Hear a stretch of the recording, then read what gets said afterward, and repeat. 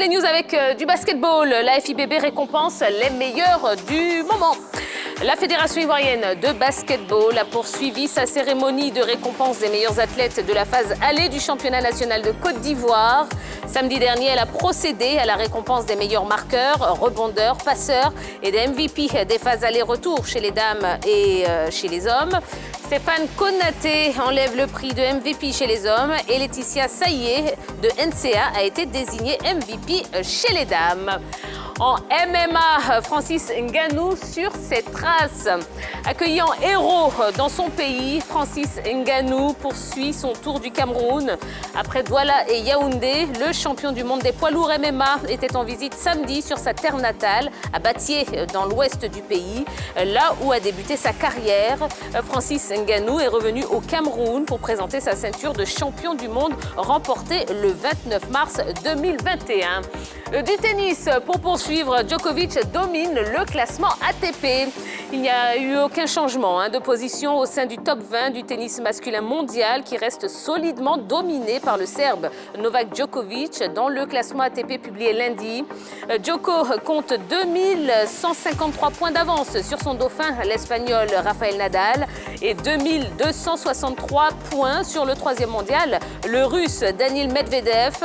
Du côté des Français, Gaël Monfils, toujours au 15e rang, demeure le numéro 1 tricolore. Et puis, dans notre page football, Yopougon accueille les 4 grands clubs d'Abidjan. Le public sportif ivoirien aura l'occasion de revivre des affiches disparues à l'occasion du tournoi des 4 grands clubs d'Abidjan, prévu le 24 mai 2021 au complexe sportif de Yopougon. Cette compétition de gala organisée par l'association des anciens footballeurs de Yopougon mettra aux prises les gloires des équipes de l'ASEC Mimosa, de l'Africa Sport, du Stella Club et du Stade d'Abidjan. Le Togo choisit Paulo Duarte. En quête d'un successeur au Français Claude Leroy, qui a démissionné le mois dernier suite à l'échec de la qualification pour la CAN 2021. La Fédération togolaise de football a annoncé ce lundi la nomination de Paulo Duarte au poste de sélectionneur. Le technicien portugais ne prendra ses fonctions qu'au mois d'août. C'est Jonas Kokou Komla, coach local, qui dirigera les éperviers le mois prochain pour les 2 premières journées de qualification à la Coupe du Monde 2022. Et puis on termine les news de ce soir avec la Corée du Nord qui veut se retirer de la Coupe du Monde. La Fédération de football de Corée du Sud a appris que son homologue nord-coréenne a envoyé un document à la Confédération asiatique de football pour lui indiquer son souhait de se retirer du 2e tour des qualifications à la Coupe du Monde. La Fédération nord-coréenne met en avant sa crainte de voir ses joueurs contracter la Covid-19 pendant les matchs. La Corée du Nord est censée affronter le Sri Lanka, le Turkménistan et la Corée du Sud. Voilà en ce qui concerne les news de ce soir. J'espère que vous avez pris bonne note. Eh bien, allons tout de suite retrouver la petite team.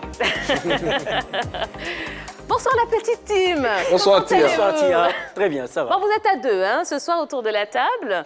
Bon, vous comprendrez dans un instant pourquoi. Je vous parlais de quelques petits changements, mais ne vous inquiétez pas, non. La grande team sera au complet ce soir. Vous serez fixés dans pas longtemps. Comment allez-vous, messieurs? Super bien Tia.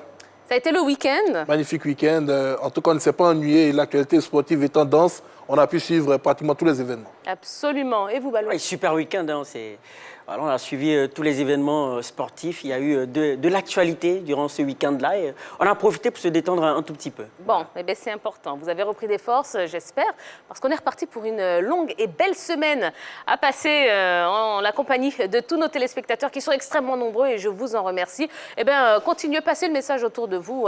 N'hésitez pas à dire que la 3 est disponible sur le canal 203, StarTime 740, la TNT numéro 3 ou encore sur l'application RTI Mobile. Voilà, et je vous rappelle la question LGT de ce soir pour laquelle vous pourrez interagir avec nous déjà sur la page Facebook de la 3, mais également par téléphone. Ce sera un petit peu plus tard. On parle de l'UEFA Champions League. Le Paris Saint-Germain va-t-il se qualifier pour la finale? C'est simple comme bonjour, oui ou non, et vous n'hésiterez pas à nous appeler pour nous dire ce que vous en pensez.